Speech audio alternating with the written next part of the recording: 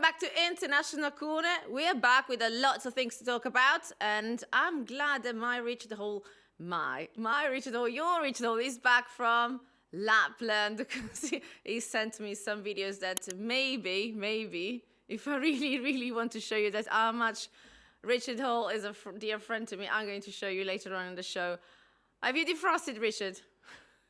Oh no, not those videos. Yeah, well, it was pretty cold, I'll say that much. But yeah, minus 35 degrees. But still tried to watch the games when I could. So yeah, it was it was an experience. Let's say that much. Yeah, he was basically out of breath. I will have to show you later. Out of breath, and I mean, Richard, of course, is British, so he's got some tolerance towards lower temperatures compared to maybe Italian inhabitants. But yeah, it was struggling. And yes, we all know that game, with or without the minus 35 temperatures, was a struggle. I was talking about the derby, of course, because Richard was there in Lapland and watched the derby in a kind of an igloo or so. Also. Yeah, I mean, I'd like to. People can message in, but if anyone else has watched, we were 330 miles within the Arctic Circle. So if anyone's watched the derby any more north than that, I'd be really interested to know. But I'm sure there is somebody, but yeah, that was an experience. So the derby was ice cold. Again, something that I don't know why we cannot get past the derby, but you know, if you look at the bigger scheme of things, the derby is a game like all other games. And at the end of the day, you need 3 points. You know, so it's just a matter of maps at the end of the day. I want to start today talking about, of course, our recent encounter in the Coppa Italia round of 16 against Venezia. We saw very good things, didn't we? Yeah, it was. I thought it was fantastic. When you are looking at taking on Venezia, or any team in the Coppa Italia, you can't take it lightly. There's always going to be tough opposition, but with Inter being able to start some players who don't always get the minutes, I think one thing that Kivu said at the end was really important was the intensity that these players played with. They took their opportunities. They were match ready, and we saw that from the likes of Esposito, who I know we're going to talk about, Boni, Diouf. All of the players who were on the pitch there really stepped up, and it just showed. And we've talked about our strength in depth before, but it's one thing to have depth, but it's another thing to have players who can turn it on when they're asked of. Absolutely, and it's been nice to see.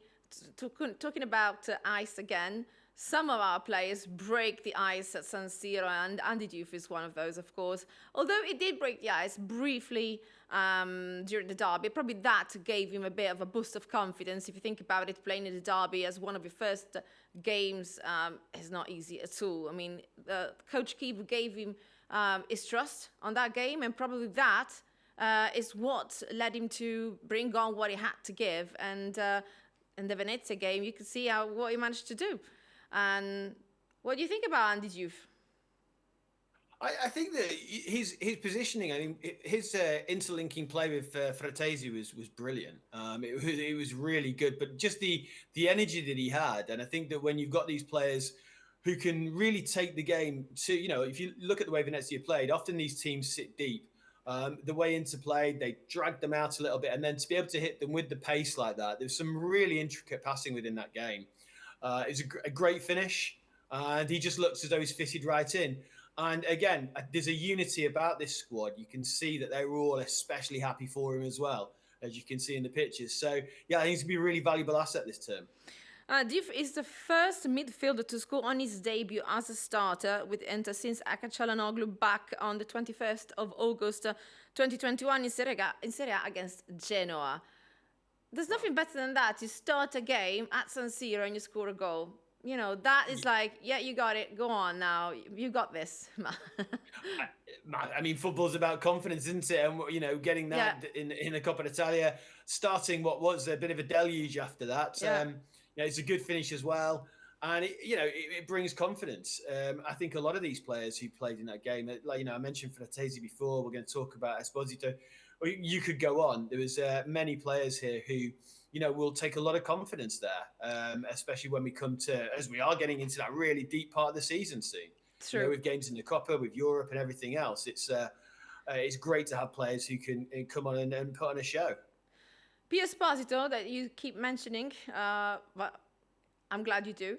Also, on his first goal at San Siro, is now the only Inter player to have scored in all competitions, so from the FIFA Club World Cup, Coppa Italia, Serie A, and the Champions League. And you can tell that he's really stepping his game up here with connecting with all the players that are on the pitch, really. Yeah, massively. I think that's Golazzo, isn't it? It's incredible that finish there. It was unbelievable. That celebration, was imitated, wasn't it, by everyone on the bench when he came off. It was brilliant, and he seems so well liked within the squad. You'll probably be able to elaborate on that more than I. But one thing for like you say, in all competitions and Nerazzurri, the goals he's scoring, but it's the confidence in which he's playing with. He's obviously got incredible technique, a good physique. He's very mature in his football brain. Yep. The way he makes decisions reminds me a little bit of Barella, that he's way above his years. And talk about one for the future. I mean, he's fantastic after he's obviously his loan spells. I think it was obviously with Spezia, etc. But I mean, that finish was unbelievable. And the confidence, we talked about confidence with Diouf, the confidence that this boy will have now, because he is still really a boy. He's developing into a man very quickly in San Siro. And I mean, what a star he can be. And to push himself up that much onto the stage this early is really special for Inter. So do you know where the celebration comes from? So basically, I don't. Pio Esposito, when he was a Spezia, did a lot of gym work because he kind of exploded. His physique grew a lot. So he was doing a lot of gym work, a gym rat he became. And of course, there was one of his teammates where they used to do, maybe selfies in the mirror. How's he doing at the gym? Is that what you do? Oh, I don't know. I want to see you with selfies doing that part. I'm that old. I have to develop the film on my camera. So... and so that's where it comes from, is to reminisce that time at the gym, and which was very productive, I believe. Now he's doing himself in good stead, isn't he? His physique's really helping him anyway. So let's go back to the Venezia game. Marcus Thuram for once scored outside of the box, which something it's done twice so far. So something new. And if you look at Thuram, is the man when he's in the box is dangerous. Now you've got to start thinking about watching out for him when he's not in the box yet. So he's very good at sprinting. He's so fast. He runs so fast, even with the ball at his feet. But now you've got to be careful with what he does as well when he hasn't reached that line yet. Yeah, massively. I think that when we spoke about him earlier on in the season, we talked about the way that he was becoming this sort of elite centre forward, because obviously he had been known to be out wide a little bit, but he's one of those players, again, whose development is just gaining strength in a sense, because he's got the confidence originally to be that forward that just doesn't go behind the lines, like you say, using his pace. We've seen him develop have multiple facets within his game. And now, obviously the header as well was great. That was a beautiful passing move, by the way, before that. Yeah. But this, again, being able to take those shots from outside the box, it just, again, shows confidence and growth for him as a player, which is, again, great for Inter to have. And listen, on top of those players, we also seen some very young talents from the under-23. Of course, Kiwi wanted to give the youth a bit of space in the game. So Spinace, Bovo and Cocchi, who had a bit of minutes in the game. It's a good way, isn't it, to start them out and to see, because that's what the under-23 is all about, isn't it? Yes, to compete in the Serie C, but also to develop young talents.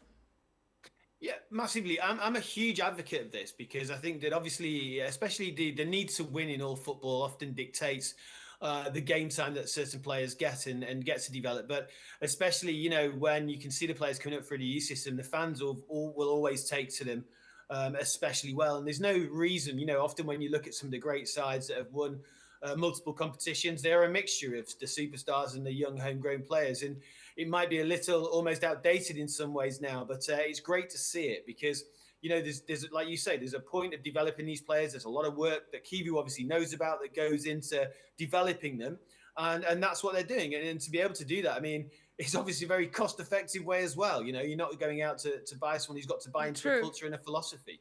They know what that is, and I think that the culture and philosophy of a football club, if you can get that from an early age, it shows a lot. And I was really happy to see these guys get some minutes, and hopefully we'll see them get some more as well. So yeah, because that's like stage 1, so under 23. And then you see Pio Esposito, who's done, of course, all the youth part here, and Di Marco. And then you've got people who come from other teams, but still part of a product, like they reached sort of the peak, or they did that little step forward that allowed it to be amongst the big teams, like Borni. Borni now, if you look at him, he's scored 5 goals so far, including the one in the Coppa Italia, 6 assists. So he's out of the 633 minutes that he's been on the pitch at Inter so far, every 58 minutes he's done something good. So it's unbelievable. I don't do anything good in 50 minutes in my life. The goal was fantastic as well, wasn't it? It was really incredible. Good, yeah. It's like one of those, if you're watching it on television, you're like, wow, isn't it? I love that goal. Yeah, I mean, it was one of those games when you just keep thinking it's not going to get any better, it's not going to get any better, and it just kept doing it, and that was the icing on the cake, really. It was a fantastic finish, and like you say, you look around that squad, and there's obviously a lot of players who we're used to seeing that we're missing, rightly so. But when we're producing goals of the quality that Esposito, Thuram, and Boni produced, it's not a bad situation to be in. Exactly, because we've got I think it's a big game. I don't know why. I think now it's a big game. Not because Como are doing extremely well this season. That's the game we got tomorrow at 6 p.m. here in Italy, 5 p.m. in the UK, CET, 6 p.m. anyway.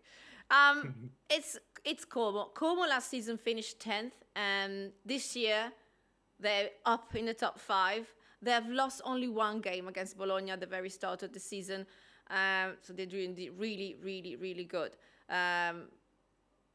I don't know. I'm not saying I'm more worried about this game than Liverpool. There's enough worry. It's just that there's a lot of anticipation towards it, I think. But Como are very opposite to Inter, if you think about it. We've got the best defense and the best attack. So Inter scored 28 goals this season so far, whereas Como only conceded 7. But it's a different, two different systems probably clashing and producing some good stuff on the pitch. What do you think? I think so. I think the way Cesc Fabregas is operating with these players has been really good. It's not just about the way that they move the ball around the pitch. I mean, they're exceptionally quick in transition, but he's managed to do something. Everyone talks about the tactics and how they operate, and they move as a unit up and down the field, and they're exceptionally good at that. But and a lot of players will look at Nico Paz and think, he's the standout player, which he is. But when you look all around the pitch with that team, he's getting the best out of players. Certainly not with limited ability. That's not what I'm trying to say, but with probably less ability than some of the top sides. And he's really got that spirit there together, because it's quite an achievement, because what Como are trying to achieve, it's a big project, and so far they're doing it, and you could argue they're overachieving, but they've been difficult for a lot of teams this season. So I agree, it won't be an easy game, but I still think the Inter have got the capabilities to outpower them, because I think the Inter also embody that team spirit at the moment as well. It's going to be an interesting game, that's for sure. It's interesting. I mean, you remember last season what happened between Inter and Como? 2-0 both times at San Siro and in Como. And the stadium Como, for those who still are not that familiar with it, is spectacular. I often go cycling there, and I mean, it's just right there by the lake. The views are amazing. It's just one of those things that a product of Italy. I mean, the whole setup is amazing, I think. It's one of the best places I've ever watched football, in the sense of, like, you're on the lake, you see the seaplane setting off, you've got the funicular going up the mountain. It's just an amazing place to watch football, and they've come a long way. It's an incredible journey they've been on, and yeah, if anyone does want to go and see a football match in Italy, it's one of Uh, those places that you can't go on Exactly. that I backdrop. read, often pop up these articles or stuff on social media about Como being perceived as glamorous football. Is that Yeah, is that something that in is it true? yeah, in most of Europe now that no, well, the football, well, Not it's the just the football, but amount of this the celebrities that are now yeah going. You never hear in the UK especially, and also in Europe as well. You with the news on Como, it's normally what Hollywood stars been there. yeah You normally get pictures of obviously Thierry Henry and sat with someone else perhaps, or yeah. Jake Gyllenhaal, or who else has been, or I think True. Yeah, I recently, and remember that. I remember that. Yeah. So yeah, so I there's wonder. always somebody there. Let's see if tomorrow at San Siro some I don't know Brad Pitt, Leonardo DiCaprio will turn up. I'd be glad if they did. There'll be someone. Yeah. Last season, do you remember the scores for Inter? We in December, Carlos and Thuram were on the score sheet, and then De Vrij and Yeah. Correa had who Joaquin Correa, who's left the club now, he's left the Yes. company, left the club Yes. um, at the end of the season. Now, I mean, if you think about Como today, Como and how they see Inter, and with our approach, which is very, very versatile, yeah.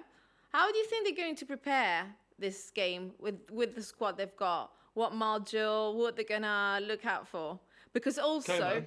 yeah, because if you think about it, we played on Wednesday. Then we've got the Champions League. We're going to talk about that in a minute. We've got the Champions League on Tuesday against Liverpool. So something has to change. You can't play the same ones, you know. I think Fabregas will know that. I wouldn't be surprised. I think that Como are very adaptable, and I think that's one of the things that's made them especially good this season. We've seen teams in the past, for instance, like if I use as an example, one of the early Atalanta sides where you could interchange any player in that squad, bar one or two, and still have a performance. That's very similar to Como. And I think that the way that Fabregas will know, obviously, the games we've got coming up. And you wouldn't be surprised to see Como actually go for that straight away at the beginning, because I think that realistically, if they can inject a lot of pace, they will probably assume that Inter will want to take the pace out of the game and dictate that game, which, for their point of view, they won't want them to do. I think that Fabregas is intelligent enough to know that if he lets them do that and lets Inter get into their mode of play, the talent will see them out. But if Inter will find it uncomfortable if Como go at them straight away. I mean, listen, I'm no expert, but judging the way that Fabregas has adapted his team to who they're playing at certain times, I think that would be certainly something he could approach it with. So it'll be interesting for Inter, interesting to see what lineup goes up, especially because obviously a big game ahead. Como are the side that recorded the top value for high pressing. So it's something that is measured with the passes per defensive action, PPDA.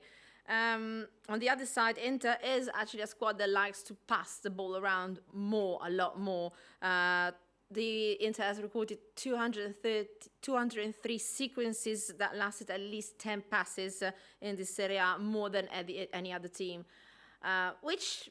it can have two sides, this thing, sometimes you just want to go straight and attack, and sometimes you pass the ball around and maybe confuse and have your opponent losing their bearings.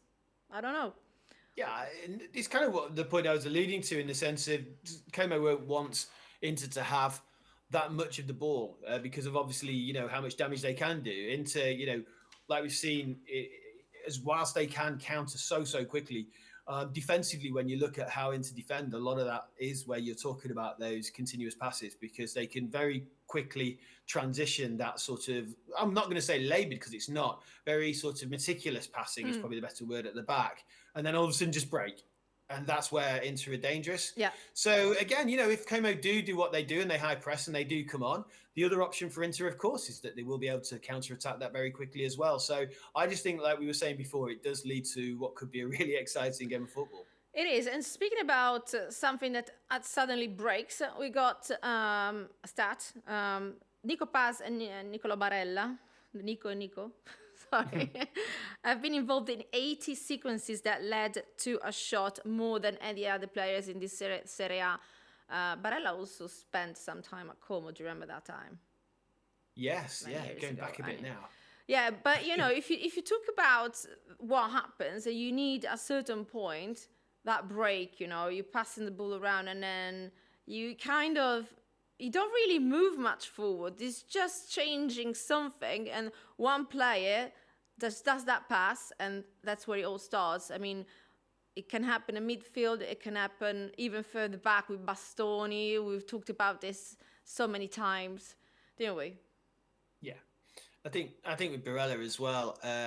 When I was talking before about the maturity of the player and the mindset, as we see him, we can see he's got an extensive highlight reel. The amount that he plays for the rest of the team is amazing. You could argue there are some players, who with his ability would potentially look to benefit their own careers a little bit more, almost by extending that highlight reel by taking more chances. But this guy, he could easily add to the goal tally. He could easily, but he doesn't, because he will execute what he needs to execute and what's best for the team. So if that's him taking on a shot himself, of course he will. But the ability he has and his sophistication, I suppose, as a midfielder, that's for me what makes him one of the best, because he's always looking for the better, the greater good for the greatest number. And it's a real privilege to have him in the squad and see him do that.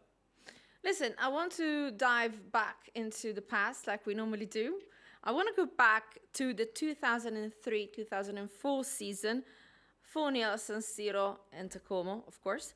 And we see here two familiar faces at Inter, Benito Carbone and Massimo Tarantino. Benito Carbone and Massimo Tarantino both played at Inter, of course, but on that game, they were represented the other side. They played for Como.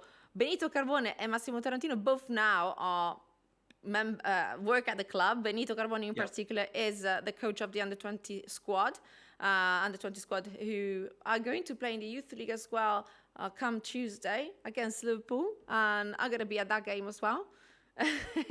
Massimo Tarantino, the director of the youth sector as well. So Benito Carbone, though, between Como and Inter, spent many years in England, and it's probably the time where you were already, I don't know, drinking beer.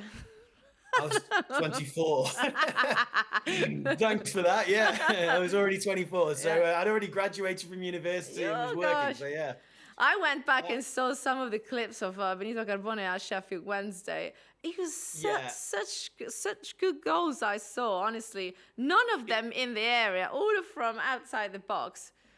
Oh, it was amazing. Just for people who aren't aware of what happened in the UK at that time, people see the Premier League as it is now. But there used to be a program before we even watched English football in the UK. We used to watch Italian football. There was a special show on called Gazzetta Football Italia, and it had a game on and the highlight shows, and everyone knew who Carbone was. Everyone knew who all these Italian players were. More so, just as much as English players. And when the Premier League kicked off, and there was this renaissance at the start, when we in England didn't understand why these players playing in this amazing league were coming over to the UK. Yeah.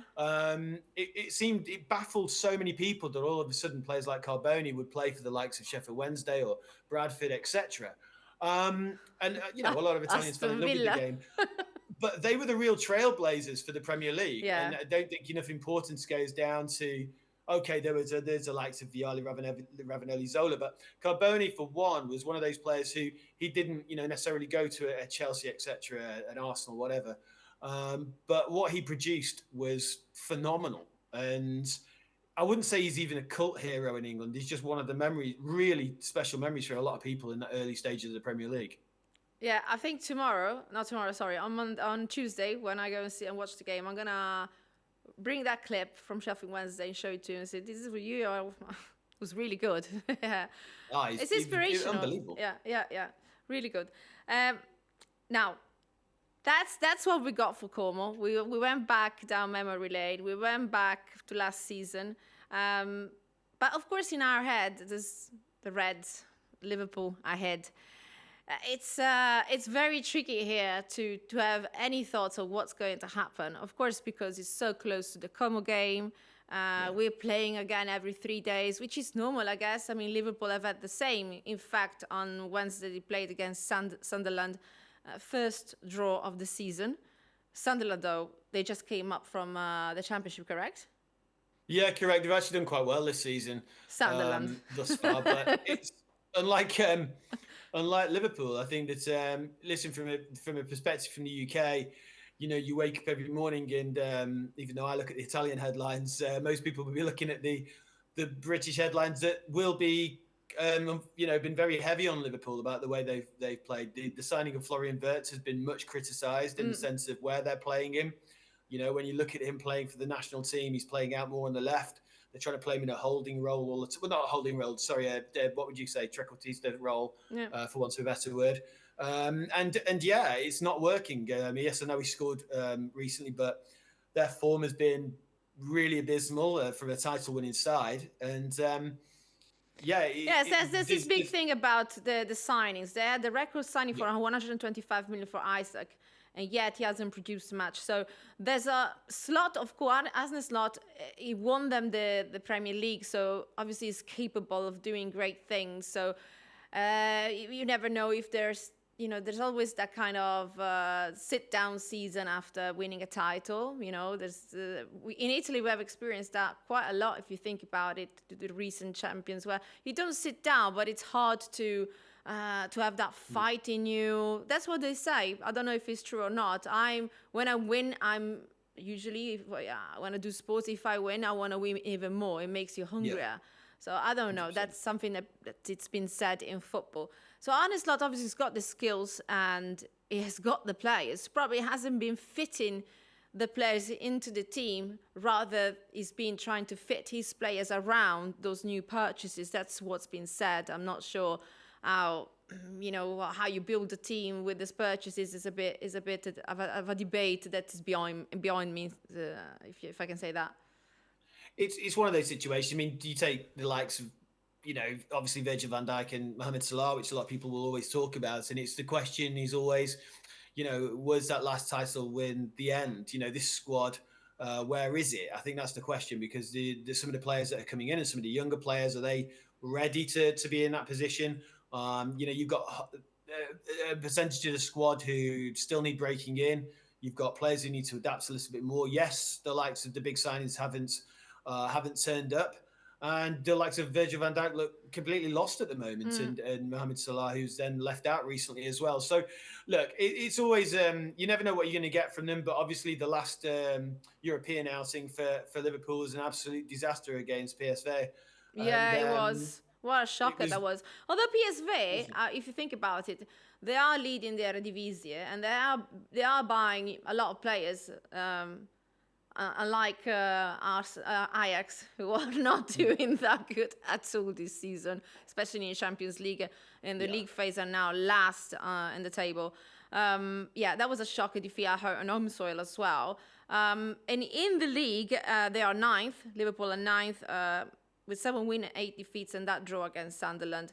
They also lost in the Champions League against Galatasaray, but they had some wins. So something is working out at times. So even at the start of the season, they had some good wins, maybe very in the dying minutes, a bit of luck, but you cannot take luck into consideration into football, or you'll never talk about football. No, I think the beginning of the season for Liverpool was more of the same of where they left off last season. But then realistically, they have fallen off a cliff. Yeah. And it's been, even to the point of where there was questions in the media recently about Arne Slot and his job. Now that's in the media, so Kivu said that. Kivu talked about what happens in modern football is this. It's the result that counts. So football is very quick in terms of who comes and goes. And unfortunately, that's what clubs look at. I totally disagree with that policy in terms of maybe, something is beyond what the coach can do. Maybe there's something that needs to work out, that needs time. And obviously, you don't have more than 38 matches in the Serie A, but, you have to give it time. Somebody is maybe a very good coach, but has to get his routines out, maybe adjust with the players, adjust with the system that he has to put in place. So I find that very, very hard to cope with if I was to be a coach ever. Yeah, no, completely. And I think that, we mentioned before when we talked about young players, for instance, you want to see these players develop, you want to see them come through, and you Yeah. want to have a long-term plan. But realistically, football clubs are businesses, as we all know, and it's about, like Kiwi says, it's about results. And it takes a brave football club to be able to look and go, okay, we're going to look at this long term. So it's difficult. It's difficult for them, but. Liverpool, for Inter's point of view, are on a bit of a slide at the moment. So I'm not saying there's ever a good time to play a top club in Europe, No. but this is probably one of the better times, and I'll tell you one very thing. I'll tell you who's played against Liverpool once, at least. Our coach Kivu. Our coach Kivu played against Liverpool in 2008. Let's not forget, there's only 6 total encounters between Inter and Liverpool. The lineups of that game, I mean, Kaut, Peter Crouch, Fernando Torres on the score sheet as well, with a shocking goal, if I can say. And of course, Inter with Maicon, Zanetti, Figo, and Kivu in defense, who could do not much against Torres. 2008 was ages ago, of course. You think about it, it's almost 20 years ago. I can't think of how far that was. But in most recent times, in the 2021-2022 season, in March at Anfield, Inter won that game thanks to Lautaro Martinez's goal. Liverpool really maybe was a bit unlucky on that game, but Lautaro there already proved that he can score some really magic goals. Do you remember that goal? Yeah, I think I'm trying to remember the goal. I remember the score because I'm not sure. I remember doing the podcast for it, but just actually remembering the goal itself is here we go. Oh, now I do. Yeah. That was some hit. Yes, remember that. It was I mean, look, Lautaro is when he's on form, isn't he? And that was obviously a very, very good Liverpool side to get that result. It's it's always going to be an entertaining game, obviously. When you look back now, that Inter squad was really, actually, we've got some of our current players who are already in that squad, if you think about it, because Çalhanoğlu was already there, Dumfries, Dumfries, Bastoni, Darmian, De Vrij, Bastoni, and then Federico Di Marco was on the bench on that game. So all of those players that I'm guessing, because Dumfries is going to be back, I guess. Maybe Matteo Darmian won't get a start also because I think he's still got some physical issues. They're potentially gonna, of course, tell our players, the rest of the players, what to do and who to watch out for, because even from then on, Liverpool still has, I mean, starting from Van Dijk, the same players. There is the big elephant in the room for Liverpool, of course, that unfortunately they had that really struggle with the loss of Diogo Jota. So that was, of course, something that affected not only the world of football, but the players specifically. I mean, that must have been a very tough time for the whole team. But massively. I think it's been alluded to in the press over here that he was an integral part of that squad, and for those players, they've lost a friend. It's not just about losing a colleague, and so that grieving period will take some time, and there's obviously a lot of tribute still going out to him. So it is a difficult time. It shows that it puts football in its place in a way. But it's still a huge game, and the pressure, unfortunately, the press, the media, the powers that be at Liverpool will, still see this as a game where they'll want to recapture some form, and taking a scalp the size of Inter's would certainly do that for them, hopefully for them. Obviously for us, it's an opportunity to go and do the same. And really, like I said before, it is a good time to play them. And I think if Inter can play with the pace that we know they can, it's almost like pace and calmness in a way. We've seen that Arne Slot's team have been trying to pass it around. He's trying to get his style of play into that squad. It's not quite working at the moment. So, again, when you talked about the way that Inter can pass the ball around, I think they'll have opportunity to against Liverpool. Right. I'm very excited about these 2 games coming up. Really am, because Como, like I said, they're bringing something new into Italian football. I'm really happy that they're doing what they're doing. And of course, Liverpool is probably one of the teams that has shown some of the most iconic players of all time in the last 20, 25 years. I mean, Dirk Kuyt, Virgil van Dijk, some of my favorite players. I know I've got a thing from Dutch players. I don't know. I don't know. You're going a certain way there, yeah. Yeah. Listen, this is all we got for today. I'm going to be at the stadium watching the game tomorrow. Richard, are you still going to be... No, not in Lapland anymore. Are you like in freezing England? Yeah, I'm back. Well, I went from freezing Lapland to freezing Poznan in Poland, and now I'm back in the freezing north. So yeah, I need a holiday. So you can watch it though tomorrow from the pub or at home. No, from home tomorrow. From home tomorrow, so you can take it in a little bit more. So right, definitely. I hope you guys watch the game. Don't miss out, and see you next time. Bye-bye. Bye, Richard. Ciao for now. Bye.